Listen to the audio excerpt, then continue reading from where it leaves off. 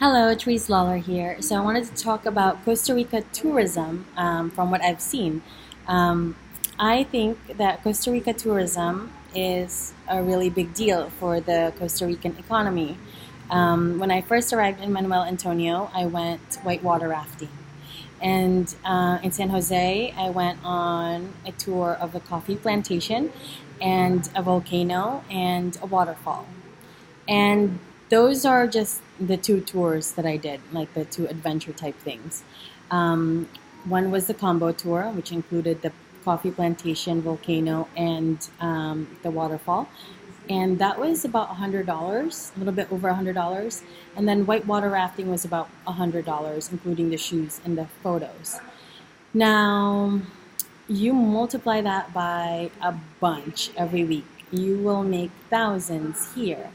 And what I've noticed is that Costa Rica has attracted a lot of Americans and Australians and Europeans in general. And all of those activities are things that we could have in the Philippines, specifically San Miguel. I've seen people go whitewater rafting in San Miguel, but not that many.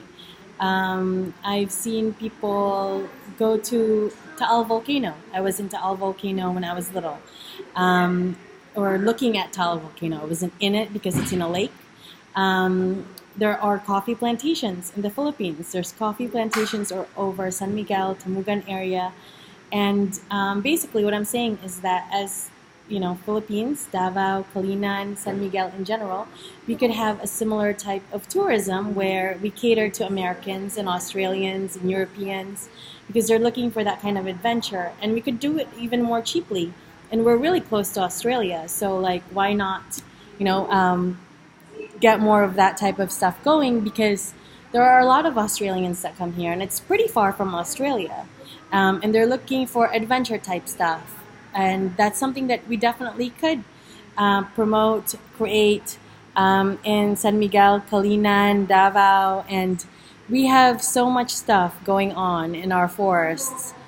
Let me tell you, when I go to the Philippines, like I see people whitewater rafting on San Miguel, and I'm like, I don't even know how they're doing that. I don't even know what tour that is.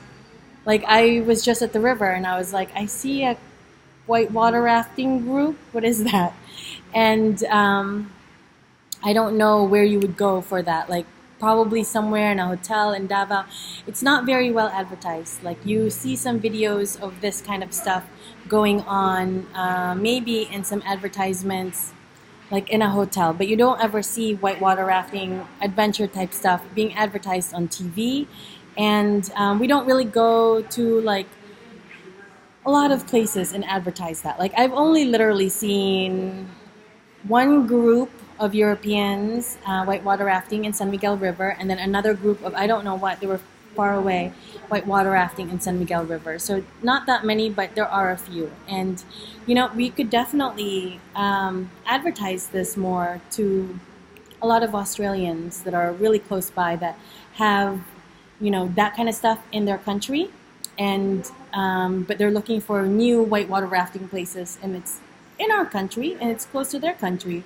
And so basically we can develop something like the Costa Rican tourism industry, but in the Kalinan, San Miguel, Davao area. And I have said this many times to other people. The one thing that I really wanted was Arakan as a tourist spot. Because if you go there and it's not like, there's no problems going on, it is the most beautiful place ever.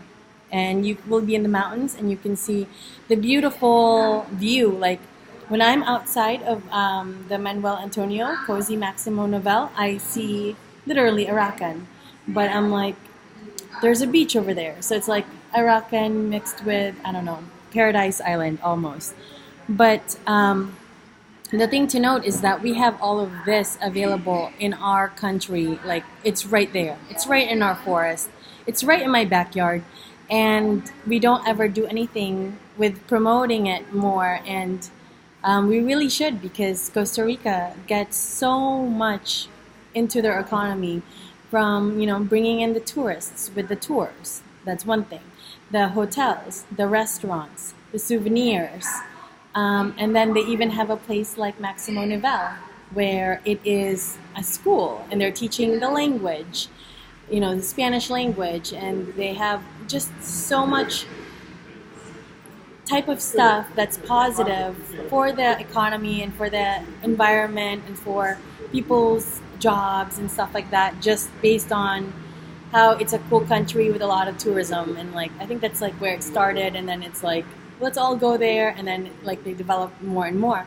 And we definitely have all of these other countries that are interested in the Philippines. Not just necessarily Australia, although that would be like our biggest people coming in for like things like the adventure stuff, like whitewater rafting, snorkeling, stuff like that. Like, we do cater to a lot of Australians and Europeans and Americans with snorkeling and with scuba diving in places like Puerto Galera, places like Boracay, any of those places. But we don't really so much in, let's say, Pearl Farm or in Tangub or any of the oceans near us. So definitely we should think more about our tourism industry as a country, as the island of Mindanao, as the town of San Miguel, town of Gumalang, town of Kalinan, whatever you want to categorize as us as. It's definitely something that